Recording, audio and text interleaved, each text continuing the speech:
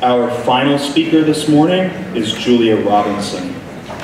The title of her speech is Insensitivity Training. Julia.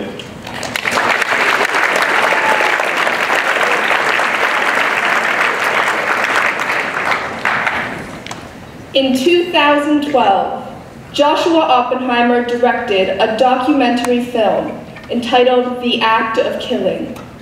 The film follows Anwar Congo, the man responsible for the 1965 communist purge, known as the Indonesian genocide. In Indonesia, Congo is actually revered as almost godlike for the estimated 1 million murders he's responsible for.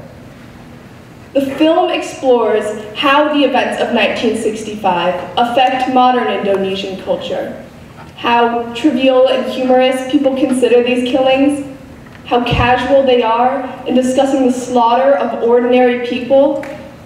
Everybody from the key players in the genocide to the average Indonesians seem completely numb to violence. However, this isn't the most striking element of the film, but rather the mirror Congo holds up to American culture. He cites his inspiration for the thousands of murders he personally committed as scenes from American movies. Everything from his fear tactics and murder weapons to his style of dress were appropriated from gangster films.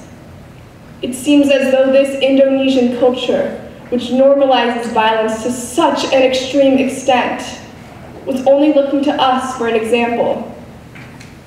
For years, people have been trying to demonstrate whether or not violent media encourages violent behavior. For our purposes, violent media is defined as film, television, or video games in which harm is intentionally inflicted upon a person or character. Several studies have linked violent media with short-term violent behavior. A test done by psychologists Anderson and Bushman in 2001 exposed two groups of children to video clips.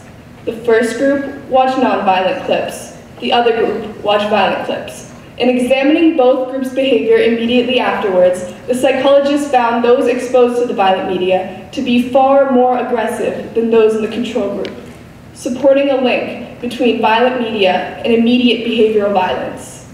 However, this study, along with ones like it, only proved short-term results.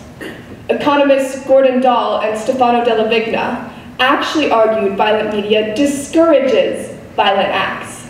They explained that on days in which violent films had high box office turnouts were actually when violent crime was at a low point. The reason for this? People who would have otherwise been committing these crimes were able to release their aggression in a safe, controlled way, simulation. So whether or not violent media really encourages violent behavior has proved relatively uncertain, especially in the long run. So then if it's not encouraging me to go out and hurt somebody, what's the problem with violent media? Well, has anybody ever clapped right in front of your face to make you flinch?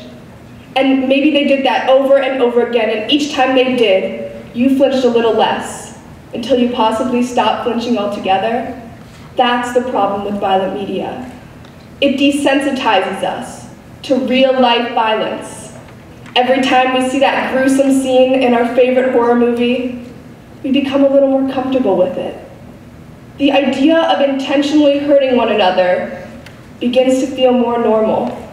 We begin to expect and accept violence. This normalization of cruelty affects how we treat dangerous situations, specifically how we try to help. Another study by Anderson and Bushman had two groups of college students play video games, fill out a survey, and witness a staged fight. The control group played non-violent games like virtual pinball. The other group played graphic fighting games like Mortal Kombat.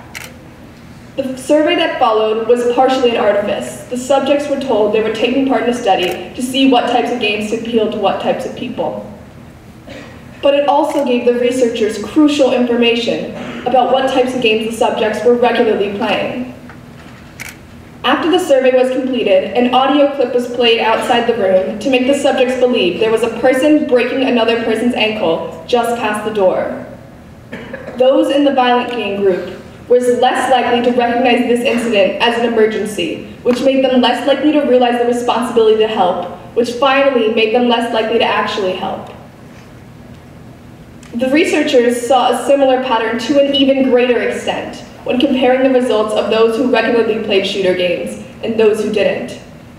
It appears that those just exposed to violent media, and even more so, those regularly exposed to violent media, simply saw violence as less of a big deal. They were used to it. Now, I'm not calling for censorship, because this isn't just an issue with fictional media. Just turn on the news and you'll see all sorts of awful things. That has just as much of a desensitizing effect. We see bad things in our world, accept our world as bad, and become less likely to try and make it better. That's the issue in modern Indonesia. The director of the act of killing released a follow-up film this past year entitled The Look of Silence. It focuses on an anonymous man whose brother was murdered in the genocide, as he searches for answers and shares his story with the people of Indonesia. It seems as though, as these killings were normalized, as the people grew numb to them, the details were lost to make it all easier to swallow. The killings were something distant, something okay not to care about, because it wasn't currently affecting them. Just as how when we watch a torture scene on TV, it's okay, because we don't feel that pain. Or how we lose interest in Kony 2012 or Boko Haram or Tibet. If it's not happening to us, we lose interest because we forget the true horror of it. So no, I'm not calling for censorship, because we can't ignore violence just as we can't ignore the other atrocities in our world. We can have our Pulp Fiction and our Game of Thrones and our Grand Theft Auto, as long as we remember there are real people out there getting really hurt. Thank you.